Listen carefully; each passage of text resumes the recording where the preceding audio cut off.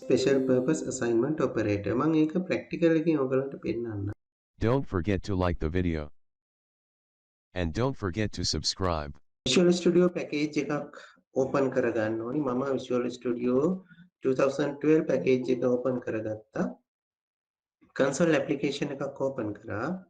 open කරන්න යනවා. මෙතනදී මම නම දෙනවා. කැමති නමක් test operators කියලා නම දුන්නා. ඒක තමන්ට කැමති නමක් දෙන්න පුළුවන්, ප්‍රශ්නයක් නැහැ. save වෙන folder එක අපිට සුපුරුදු folder එක මම desktop එකේ හදලා තියෙනවා. vb_test කියලා folder එකක්. right. okay. ඊට පස්සේ එන interface එක ගැන අපි ගොඩක් විස්තර කතා කරා.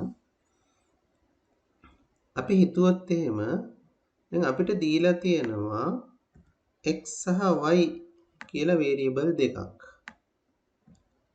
x සහ y කියලා variable දෙකක් දීලා තියෙනවා. මෙතන x වලා ගිය දෙකයි අපි y හොයනවා. එහෙම නැත්නම් අපි දැනට x විතරක් සලකමු. x දීලා තියෙනවා double. x වලා ගිය දෙකයි. අපි මෙන්න මෙහෙම කියනවා x is x plus යම් කිසි අගයක් 1 කියලා ගමු. සුළු අගයන් ටිකක් අපිට තේරුම් ගන්න. right.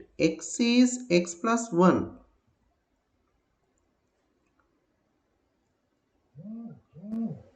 x ගේ අගය හම්බ වෙනවා අපිට x එකක් ආදේශ කරපුවාම. මෙතන දැන් මෙතන අපි සමාන ලකුණක් තියෙනවා නම් මේ x ට x අයින් කරලා දාන්න පුළුවන් නේ. එතකොට එක සමානයි බිඳුවනේ. නමුත් ඒ තියෙන සමාන ලකුණ නෙමෙයි. ඒ තින්නේ assignment operator. මේ තියෙන assignment operator. x වල තිබ්බාගයට එකක් එකතු කරනවා. x වල තිබ්බාගය 2යි. එතකොට 2යි 1යි අලුත් x 3යි. බලමු run කරලා. ඔව් x වල අගය 3යි. මේකම අපිට තව විදියකට ලියන්න පුළුවන්. x plus equal 1. එකම උත්තරය x plus equal 1. x වලාගිය ලැබෙන්නේ x වලට එකක් එකතු කරලා නම් ඒක අපිට ලියන්න පුළුවන් x plus equal 1. right. මේ ස්ටේට්මන්ට් දෙකම සමානයි. මෙතන දෙක දෙමුවොත් මෙතනත් දෙක. right. එතකොට run කරොත් x වල තිබ්බාගයට දෙකක් එකතු කරනවා. x 2යි 2යි 2යි 4ක් වෙනවා.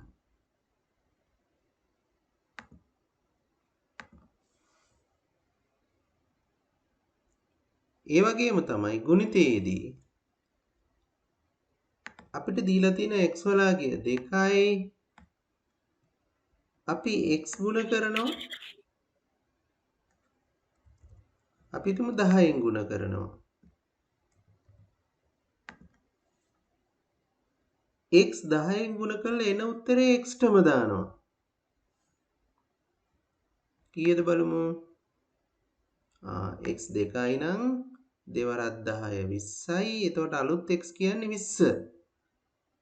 මේ ආන්සර් කියලා කියන්නේ x වලාගේ x 20යි.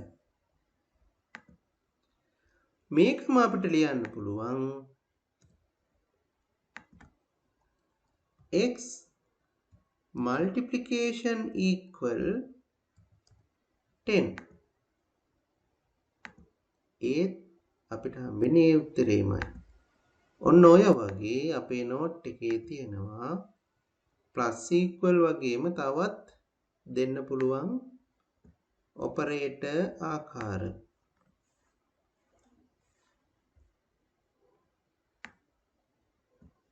මේ විදිහට.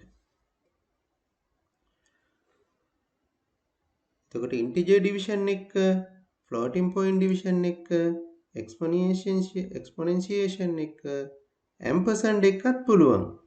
මේ ampersand එක ටිකක් වෙනස් නිසා අපි කරලා බලමු.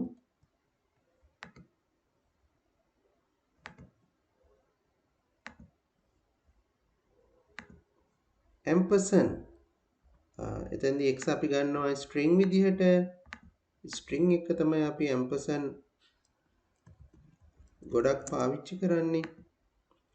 string නොවන අවස්ථාවලත් පුළුවන්. x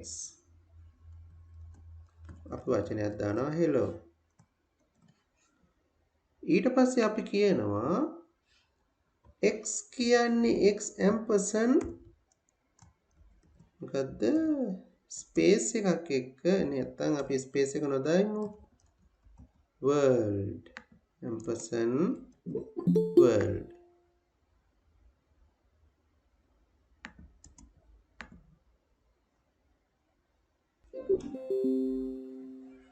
මෙන්න මෙහෙම දානවා. දැන් run කරලා බැලුවොත් hello world කියලා ඇවිල්ලා තියෙනවා. ඉතින් මෙතන x වලට යම් කිසි අගයක් අරගෙන ඒ x වලටම ඈඳනවා කියන එක කොහොමද අපි කෙටියෙන් දාන්නේ x ampersand equal අපි අලුතෙන් දාපු එක world. මේකම තමයි එතන තියෙන්නේ.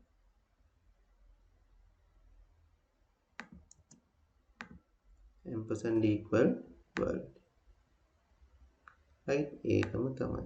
ඔන්න ඔය වගේ special purpose assignment operators ඒ විචල්‍යයටම නැවත වාරයක් ඔපරේටර් එකක් පාවිච්චි වෙන වෙලාවල්